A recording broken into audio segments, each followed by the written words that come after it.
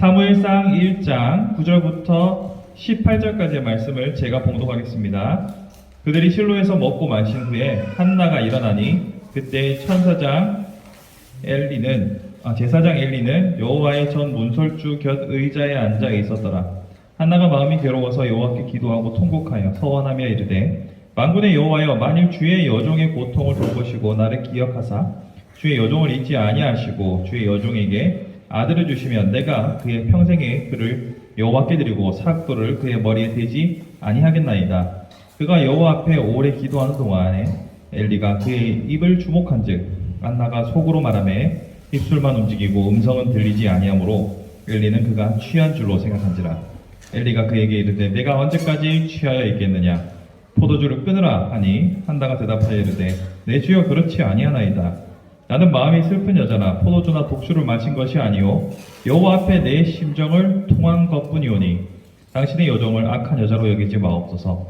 내가 지금까지 말한 것은 나의 원통함과 격분됨이 많기 때문이니이다 하는지라. 엘리가 대답하여 이르되 평안히 가라. 이스라엘 하나님이 내가 기도하여 구한 것을 허락하시기를 원하노라 하니 이르되 당신의 여종이 당신께 은혜 입기를 원하나이다 하고 가서 먹고 얼굴에 다시는 근심빛이 없더라. 아멘. 자, 저번 시간에 이어서 오늘도 사무엘상 이야기를 살펴보려고 합니다. 오늘 한나의 기도라는 제목으로 말씀을 살펴볼 텐데요. 한나의 기도는 오늘 본문에서 나타나는 아들을 구하는 기도와 아들을 얻은 후에 하나님께 찬양을 올려드리는 감사의 기도, 두 가지의 기도가 나타납니다. 오늘은 첫 번째로 그 아들을 구하는 기도에 대해서 살펴보겠습니다. 이 아들을 구하는 기도를 살펴보시면 조금 독특한 형태입니다. 그것은 바로 서원의 형식으로, 서원 기도의 형식으로 하나님께 아들을 구하고 있다는 점이죠. 서원 기도 여러분 한 번쯤은 해보셨어요? 하나님 이거 해주시면 저 뭐 할게요, 이런 기도 신앙생활을 하다 보면 누구나 한 번쯤은 하게 됩니다.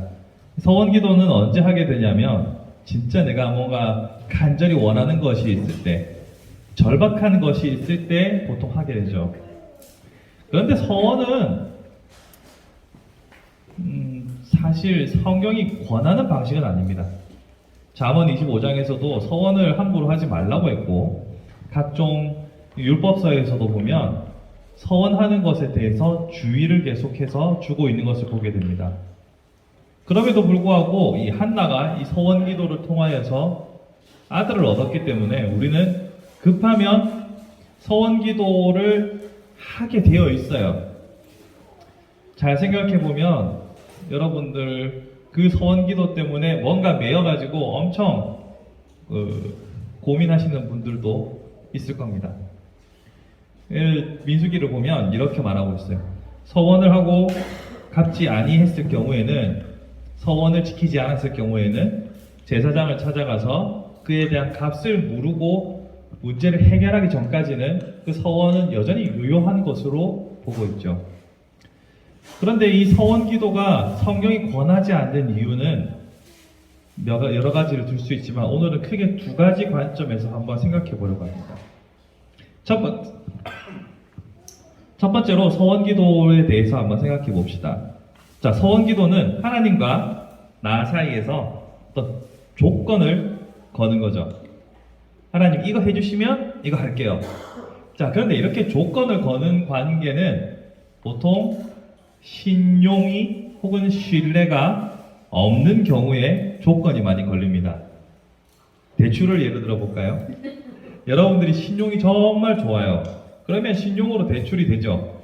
근데 신용이 없어요. 그러면 대출이 어떤 식으로 발생합니까? 담보를 통해서 대출이 일어납니다. 이와 같은 담보를 우리는 조건이라고 볼 수 있고, 이러한 조건은 하나님과 나 사이에 기도 안에 집어넣는 서원을 담보의 개념으로 이해할 수 있어요. 이 말은 하나님께 기도하면서도 내가 온전히 신뢰하지 못하고 있다는 것에 대한 반증이에요. 부모 자식 간에 혹은 사랑하는 사이에서 믿음이 있다면 있는 그대로 요구하고 있는 그대로 기다려주지만 신뢰가 깨진 집은 반드시 뭔가 조건을 답니다. 그래서 사춘기를 길을 지나는 청소년들이 있는 집들에서는 부모님들이 날마다 조건을 걸죠. 이번에 뭐 하면 뭐 해줄게. 뭐 하면 뭐 해줄게. 왜 그렇습니까? 부모 자식 간의 신뢰가 깨진 거죠.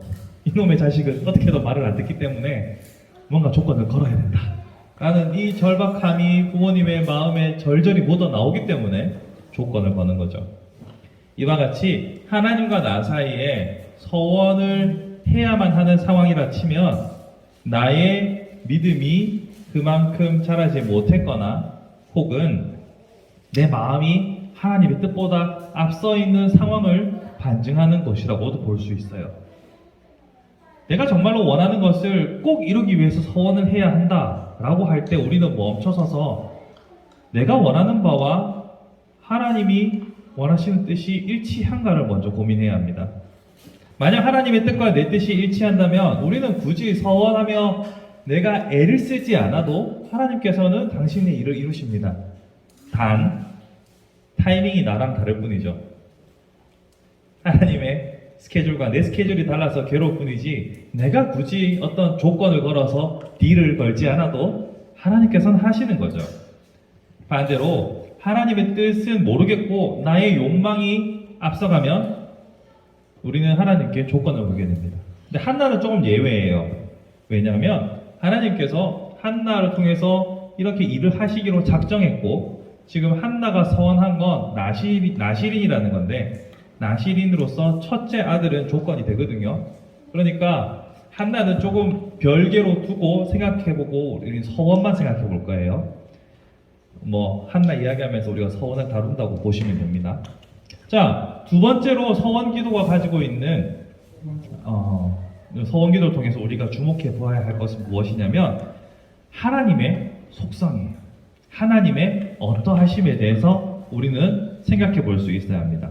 여러분, 하나님 하면 떠오르는 이미지들 있죠. 하나님은 무한하신 하나님, 능력이 크신 하나님, 모든 것을 아시는 전지전능하신 하나님, 사랑의 하나님, 긍휼의 하나님, 자비의 하나님, 또 정의로우신 하나님, 여러 가지 생각할 수 있습니다.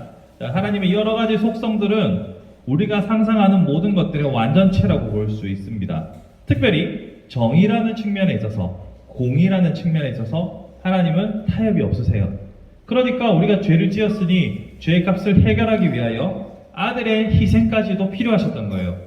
하나님께서 그냥 야 인간이 죄인이지만 죄 뭐 퉁치자, 야, 어떤 걸로 할게 이렇게 하시고 싶으셔도 당신께서 정의롭고 공의로운 분이기 때문에 죄의 값은 확실히 해결하셔야 되는 거죠. 그 죄의 값을 확실히 해결하셔야 하는 공의의 하나님이시기 때문에 아들까지 희생하신 겁니다. 또한 사랑하시는 하나님입니다. 우리를 사랑해서 예수께서 이 땅에 오실 때까지 오래도록 참으셨고 예수께서 승천하시고 나서도 이 땅의 죄악을 보시면서도 당신의 백성들을 오래 참고 기다리세요.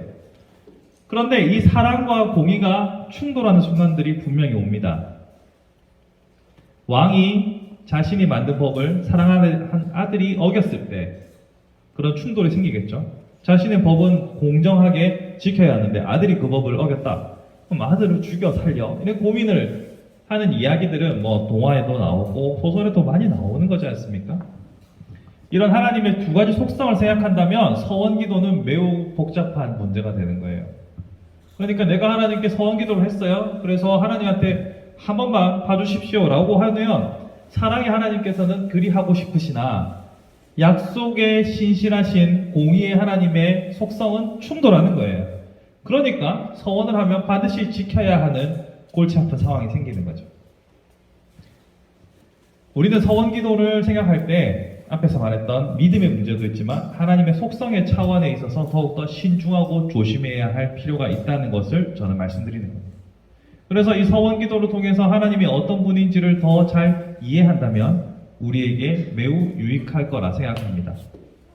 사랑하는 성도 여러분, 하나님께서는요 분명 우리를 세상 그 어느 누구도 비교할 수 없는 사랑으로 우리를 사랑하십니다. 동시에 공의로우신 하나님이기 때문에 한 번만 봐주세요.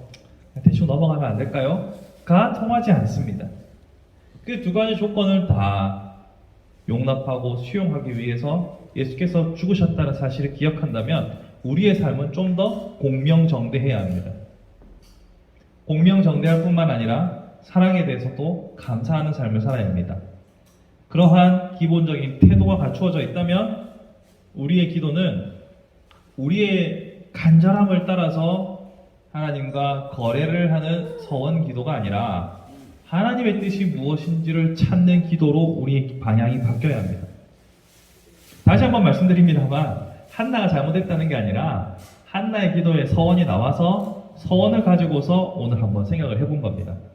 한나는 특별한 인물이기 때문에 우리의 삶에 적용하기는 쉽지 않습니다. 여러분 홍해를 가르고 그러지 않잖아요.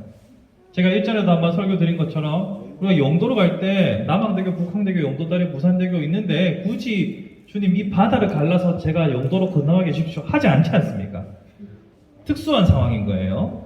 여러분은 한나와 같은 특수한 상황을 일반화하는 이 오류가 성경을 읽을 때 종종 나타나는 건데 그게 아니고 서원이 나왔으니 서원은 매우 매우 신중하고 조심스러운 문제라는 사실을 제가 강조드리는 거예요.